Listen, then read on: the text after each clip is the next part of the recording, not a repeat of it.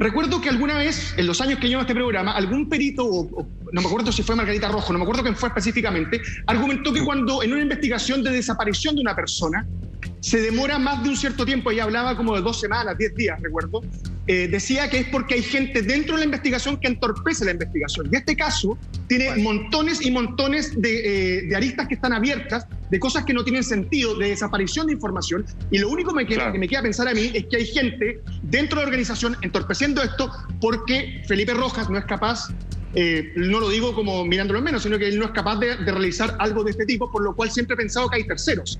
Y terceros con influencias muy poderosas, y no me refiero a la gente que anda con camisa y corbata, sino que yo creo que va mucho más ligado a otro tipo de grupos delictuales. Entonces, bueno, más te lo pregunto a ti, Carlos. Exacto, más la ineptitud. ¿Te parece que eso puede ser 100% real?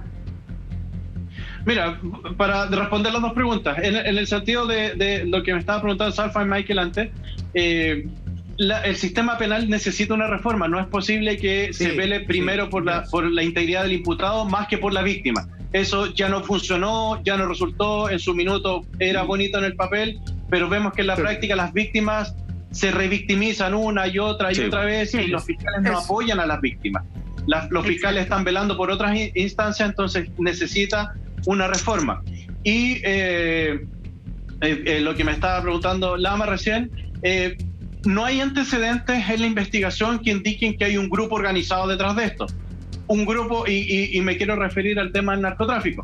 El narcotraficante, si quiere hacer algo o demostrar la fuerza que un narcotraficante tiene, este no es el modelo que los narcotraficantes usan, en ningún caso. El narcotraficante o desaparece a la víctima y la desaparece y punto, o no la entierra en el mismo lugar donde todo el mundo piensa que está ahí, o dos, se la va a dejar a la puerta de la casa y se la deja su hija o su hijo hizo tal cosa, no se meta conmigo, ahí está el mensaje. Ellos normalmente dejan mensajes. Entonces yo lo veo más del punto de vista de una muy mal proceso investigativo, deficiente en absolutamente todos los puntos, y por eso yo estoy colaborando porque ahora hay un proyecto de ley en el Parlamento, para cerrar el tema, para una ley exclusiva de desaparecidos, que veamos todo esto. Y ya me he juntado con varios parlamentarios y los he asesorado. De hecho, presenté algunas observaciones al proyecto para que no se cometan estos mismos errores, porque no puede ser. No pueden pasar o ocurrir nuevos casos de Fernanda Maciel. Tenemos que aprender. Toma. Muy bien, Carlos. Grande, Carlos, porque hay aproximadamente 2.000 casos pendientes de personas desaparecidas en nuestro país. Estamos indagando respecto a los vínculos que ataban antes de ser imputado Felipe Rojas con los familiares y cercanos de Fernanda Maciel. Y hay una fotografía que nos permite hablar mucho respecto a cuál es la actitud para luego comenzar a profundizar la personalidad de Felipe Rojas, como es lo que aparece en este titular del diario La Cuarta, en donde lo vemos ahí claramente en una disposición claramente de hermano, de compañero, de ayudándolo a sentir en la problemática de la desaparición. Y vemos a Felipe Rojas acompañando, abrazando, obviamente, a Petersen. De alguna manera, hasta uno podía deducir y leer ahí, protegiéndolo de una prensa más voraz, así que iba quizás a sobajearle la herida prácticamente a este pobre hombre. Y después, gracias a la doctora Cordero, podíamos entender que la verdadera intención de Felipe Rojas era llevárselo para el lado, para que no siguiera dando declaraciones, para que no siguiera avanzando la investigación y para que finalmente él postergar lo más posible ser lo que ocurrió hoy en día, que es el único imputado en este caso. A propósito de aquello, Pedro Díaz, abogado de la familia de Fernanda Maciel, nos cuenta cuál era el vínculo de Felipe Rojas con sus vecinos. Atención con esto, que tiene datos muy importantes. Miren. Al principio Felipe le tiraba talla a Paola y todo, pero con el tiempo se fue alejando de tal manera que ya al final ni la saludaba. No la saludaba. ¿Felipe le tiraba tallas a Paola? Claro. Hola, ¿cómo estás? Y las típicas tallas de vecino. Al principio, o sea, es un tipo tan frío, o sea, hoy día podemos decirlo abiertamente, que tenía esa particularidad. Y bueno, lo importante es esto, que el cuerpo habla, el cuerpo de Felipe cuando ocurrió este hecho hasta ahora, o sea, tiene una ansiedad tremenda, o sea, la gordura es evidente. Vio como más de 20 kilos. Entonces, ahí hay otro antecedente importante en estos hechos. Bueno. Palabras de Pedro Díaz, el abogado de Fernanda Maciel, y tratando un poco de entender también, Carlos, cuál es el móvil de Felipe Rojas para haber hecho lo que presuntamente hizo. O sea, claramente todavía esto está en investigación, no podemos dar por certero que él haya cometido el crimen de Fernanda, pero las piezas indicarían hacia ese lugar. Pero acá, viendo un poco la historia de Felipe, viendo cómo actuó ahora un poco en retrospectiva, calzando las piezas de este puzzle, podemos ver que es un tipo, efectivamente, como bien decía ahí Pedro Díaz, que es frío. Más adelante vamos a ver que es bastante violento, que tenía episodios de violencia anterior con exparejas, por ejemplo.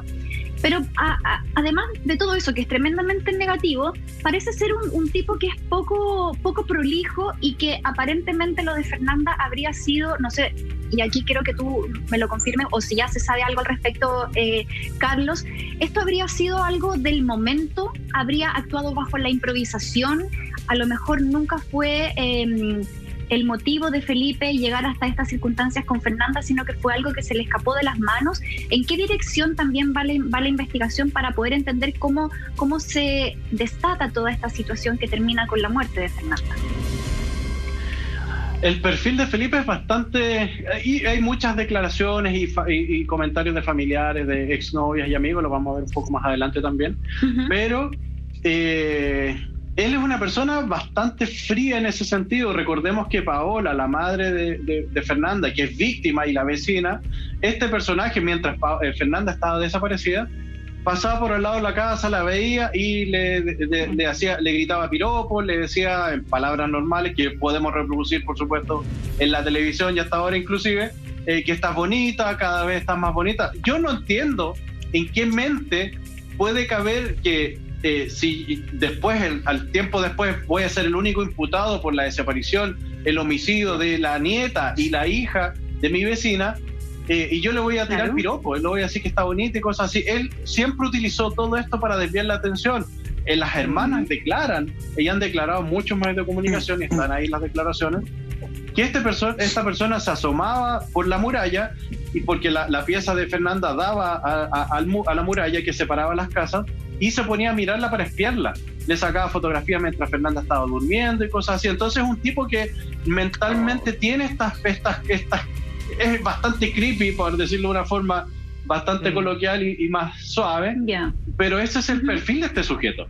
Esa es la realidad de esta persona, ese es el día a día. A lo mejor él se muestra en primera instancia y es una persona muy agradable, muy simpática, así lo declaran toda la gente, pero después, cuando ya entra en confianza, empieza a mostrar los dientes, empieza a mostrar estos detalles escabrosos de su personalidad, de empezar a espiar, decir cosas, manipular todo. Entonces es una persona bastante, con una característica muy especial, y yo creo que la doctora Cordero le dio justo al clavo cuando lo describe de esa forma. Es muy frío. Podemos volver a la foto nomás, que quería apuntar con eso, Carlos. Mira, acá cabe suponer que cualquier persona que cometa un ilícito de esa envergadura convenientemente va a tratar de desviar la atención. Yo creo que eso es parte de la naturaleza humana. Pero ¿podemos deducir algo más a partir de esa fotografía que corresponde a un video, en realidad, en donde saca, obviamente, a Petersen frente a las cámaras? Tú, como experto, Carlos, ¿qué puedes deducir de ahí? Más allá de lo que cualquier persona haría, digamos, para desviar la atención, hay una actitud más fría, más deshumanizada, no sé cómo llamarle.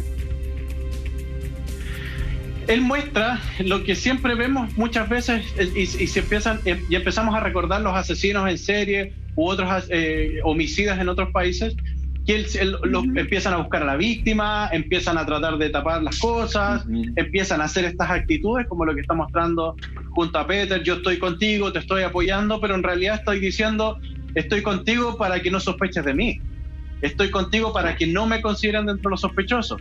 Lo extraño es que luego de esa fotografía, la familia y él pone un recurso de protección para que no lo molesten más los medios de comunicación y cosas así. Bueno. Si yo no he hecho nada, ¿por qué voy a poner un recurso de protección? No, así de simple.